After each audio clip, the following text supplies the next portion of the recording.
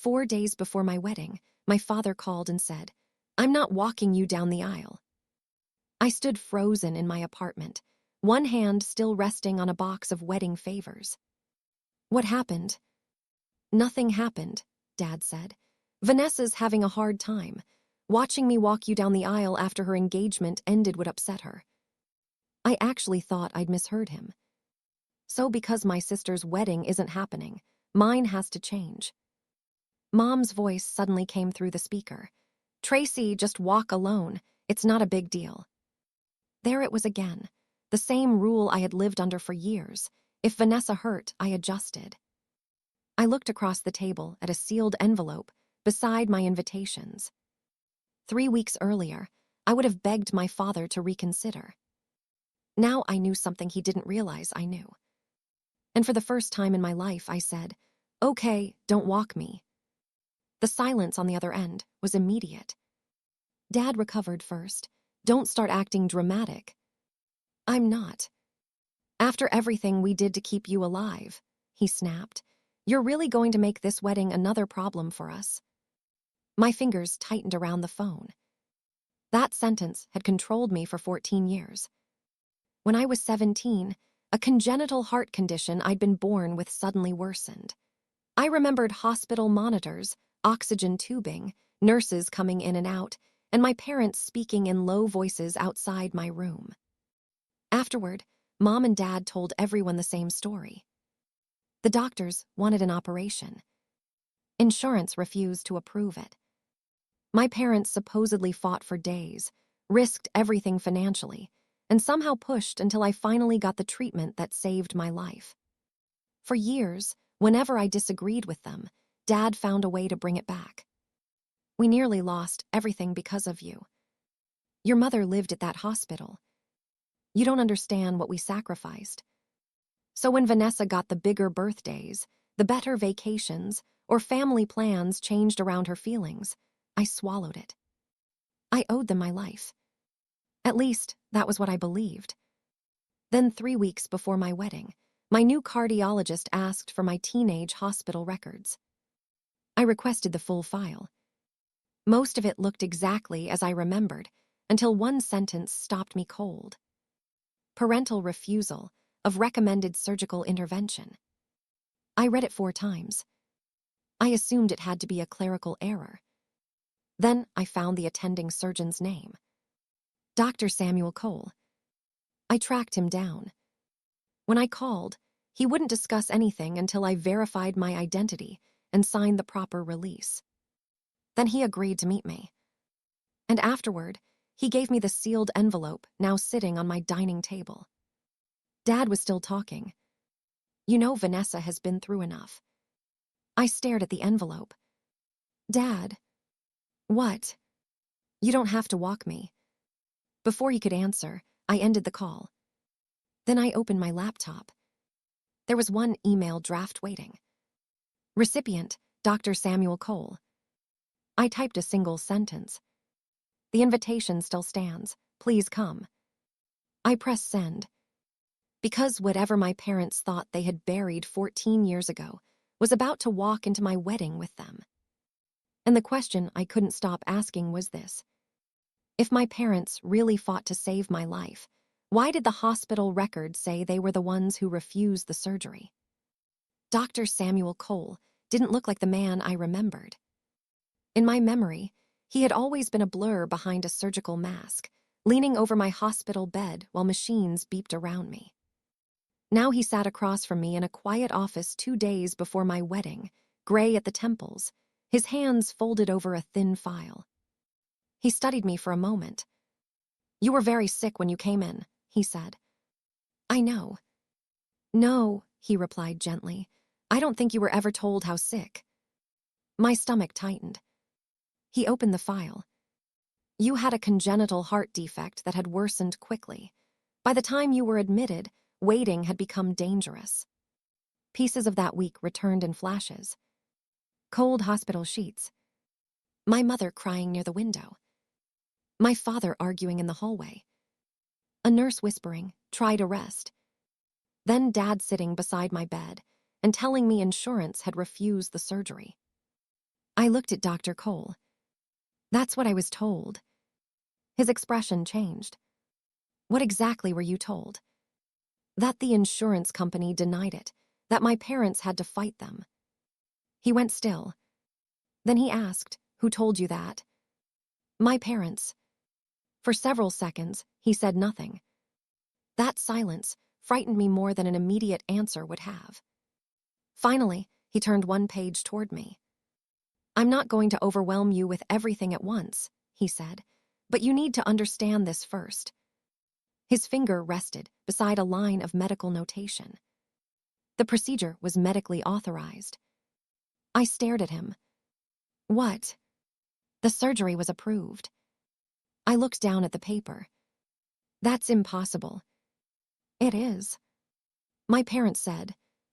I know what they said. That sentence followed me home.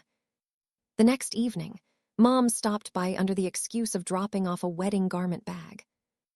I waited until she was inside before I said, "I got my old hospital records." Her hand stopped on the zipper. Not confusion. Not curiosity. Fear. Then she looked at me sharply. "Did you speak to anyone from that hospital?" I felt something inside me shift. I didn't say I spoke to anyone. Mom's face tightened. "I'm asking a question." "So am I." I pulled a copied page from the envelope. "What does parental refusal of recommended surgical intervention mean?" She barely glanced at it. "That hospital pressured us constantly." "That isn't what I asked." "We were terrified, Tracy. Doctors say things differently in records than they do to families." "Did you refuse my surgery?" Her eyes flashed. "Don't rewrite history 4 days before your wedding." "I'm trying to find out what history actually was." Mom grabbed her purse. Then, just before reaching the door, she turned. "Did you contact Samuel Cole?" I didn't answer. I didn't need to. I had never said his name. Mom realized it too. For half a second, neither of us moved. Then she walked out. I went to the window. She crossed the driveway, climbed into her car, and immediately lifted her phone to her ear. Less than 3 minutes later, my own phone buzzed. A message from Dr. Cole. "Your mother just called me, after 14 years. At the wedding rehearsal, Mom tried to rewrite another story right in front of me. My aunt, Ethan's parents, Vanessa, and several relatives were gathered near the front of the venue, while the coordinator explained the aisle order. When she asked who would escort me, Mom answered before I could. "Tracy has decided to walk alone." I turned toward her. Mom added quickly, "She wants to be considerate of Vanessa." Vanessa lowered her eyes. I could have stayed quiet. That was what my family expected. Instead, I said, "No, Dad decided not to walk me because Vanessa asked him not to." The conversation around us died. Dad's jaw tightened. Vanessa immediately stepped forward. "I never demanded that." "You told them watching Dad walk me down the aisle would upset you." "I said it would be difficult. And they changed my wedding because of it." Mom hissed, "Tracy, not here." That sentence almost made me laugh. Not here. Not before the wedding. Not in front of relatives. There was always a reason. The truth needed to wait. Dad approached me. "You're turning this into something it doesn't need to be. I asked you to keep one promise." His voice rose enough for everyone nearby to hear. "We gave up everything when you were 17.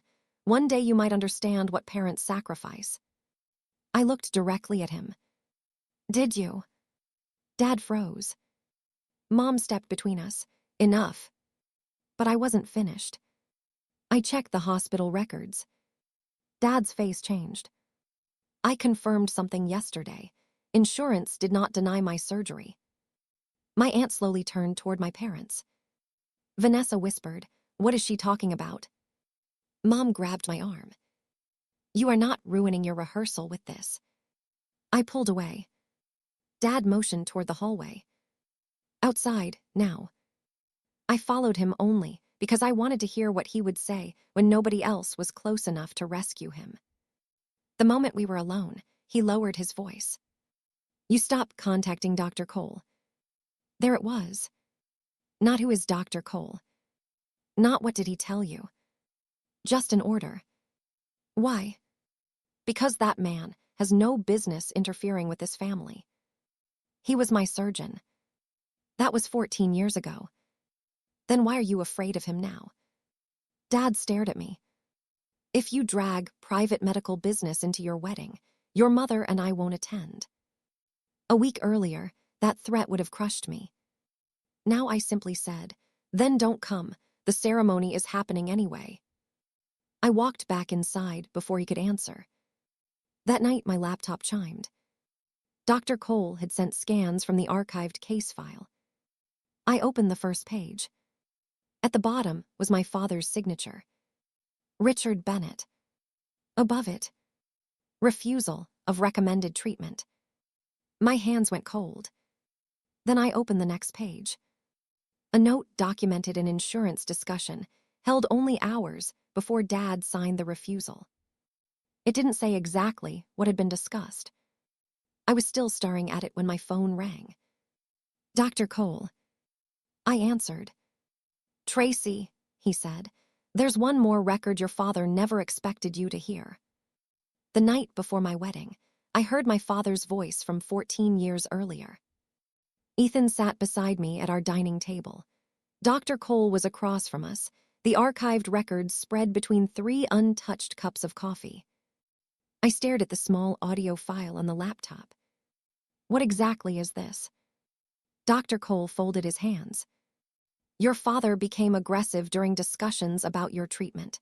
Risk management became involved. The meeting was formally documented, and an audio record was retained with the case materials. My mouth went dry. Was my mother there? Yes. I looked at Ethan. He reached for my hand. Then I pressed play. Static came through the speakers. A man spoke. I recognized Dad immediately. His voice was younger, but the impatient edge was exactly the same. Then I heard him discussing money with a hospital representative. I stopped the recording. I couldn't listen any further. Not yet. Ethan closed the laptop. You don't have to do anything tonight. But I looked down at the papers. The surgery had been authorized. Dad had signed the refusal. Mom had remembered Dr. Cole instantly. Both of them had panicked when I started asking questions. And for 14 years, they had told me they nearly destroyed themselves financially saving me. I looked at Dr. Cole. I don't want to confront them privately again. He waited. They'll deny it. They'll tell me I'm confused. Then they'll tell everyone else their version before I can speak. So what do you want to do? Ethan asked.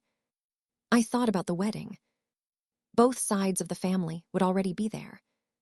The same relatives who had heard for years how much my parents supposedly sacrificed for me. I want the records shown before the vows.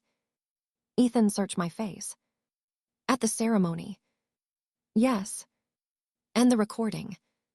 I looked at the closed laptop. That too. The next afternoon, Dad and Mom arrived at the venue. Neither mentioned Dr. Cole.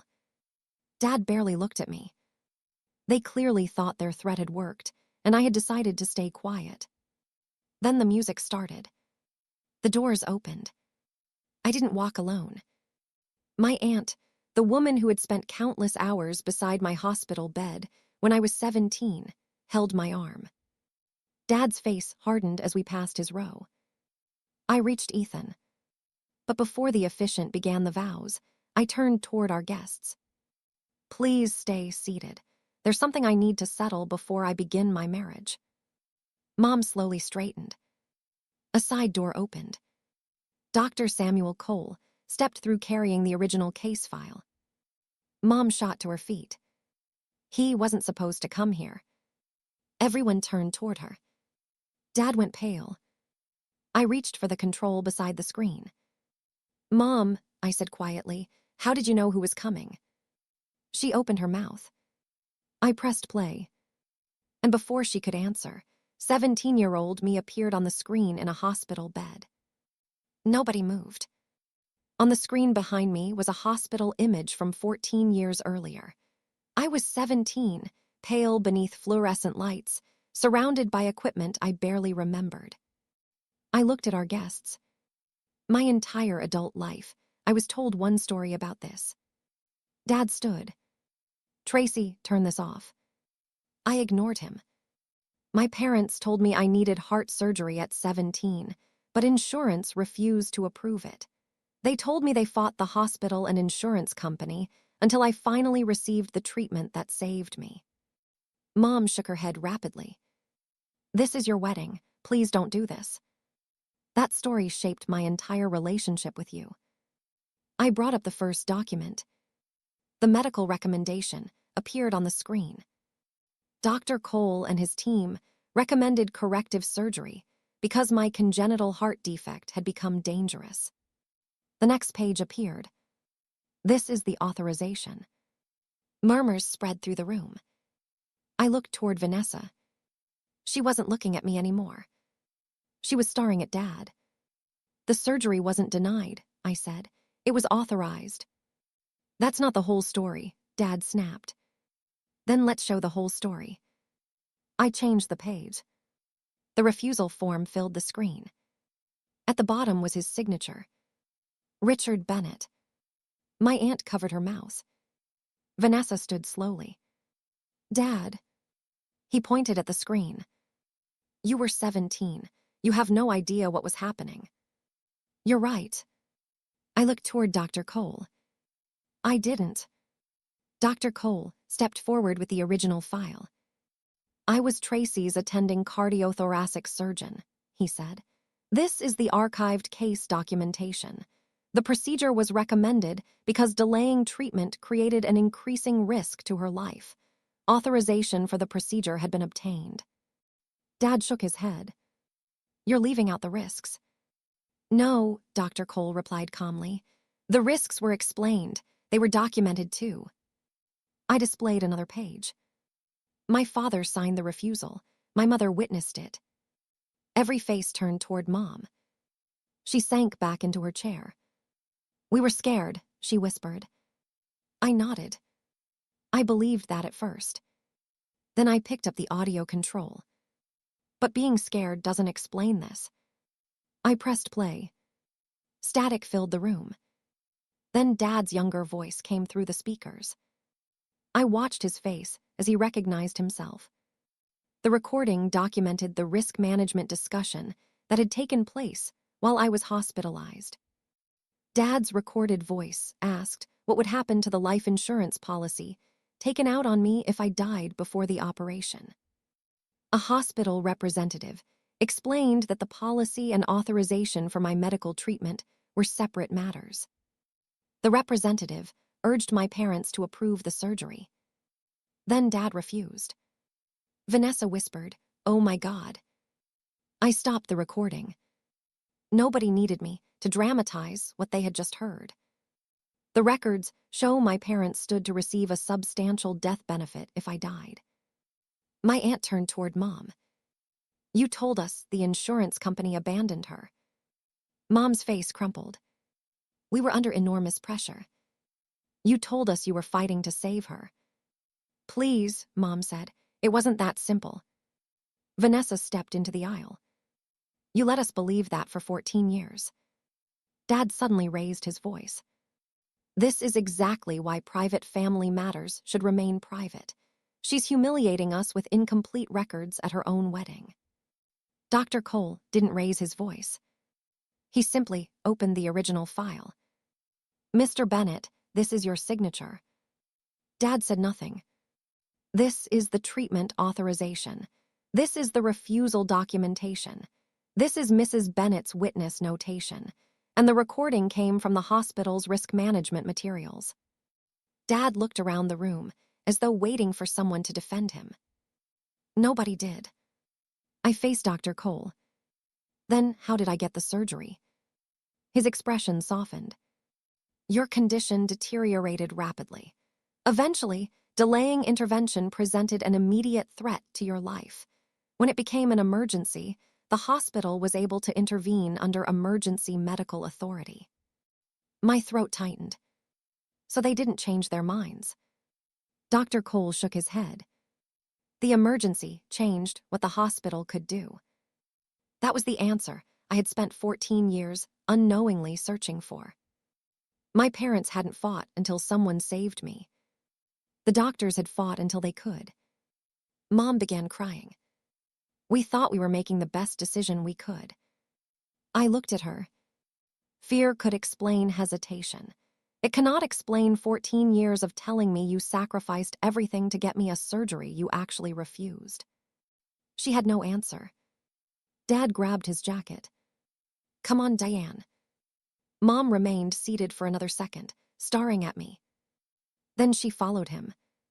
As they walked toward the doors, my aunt turned away from them. 2 other relatives did the same. Nobody followed. The doors closed behind my parents. For a few seconds, the room remained silent. Then Vanessa approached me. Her eyes were red. They always told me you got so much attention because you were sick, she said. They made me believe everything afterward was supposed to balance things out. I didn't comfort her. Maybe someday we can talk about that. She nodded. But not today. Accountability has to come before reconciliation. Vanessa stepped back. I turned toward Ethan. He had waded through all of it without trying to speak for me. I took his hands. I don't want the first promise of our marriage made while I'm still protecting a lie. He squeezed my fingers. Then don't. Dr. Cole took a seat beside my aunt. The screen went dark, and our wedding continued. In the months afterward, I gave copies of the hospital and insurance records to an attorney so the financial arrangements, concealment, and any possible legal consequences could be properly reviewed. Relatives who had spent years telling me to be grateful began calling to apologize. I didn't rebuild every relationship immediately. I stopped measuring healing by how quickly I could forgive people. I went no contact with my parents. For the first time, Dad could no longer end an argument by reminding me that I owed him my life. Mom could no longer demand silence to protect a story everyone had now seen disproved. My marriage began without that debt hanging over me. I kept one copy of the hospital file, not because I wanted to stare at what my parents had done, because whenever 14 years of conditioning made me question myself, I wanted proof of what was real. My father refused to walk me down the aisle, but by the time I reached the altar, I finally knew who had actually fought to keep me alive, and it had never been him.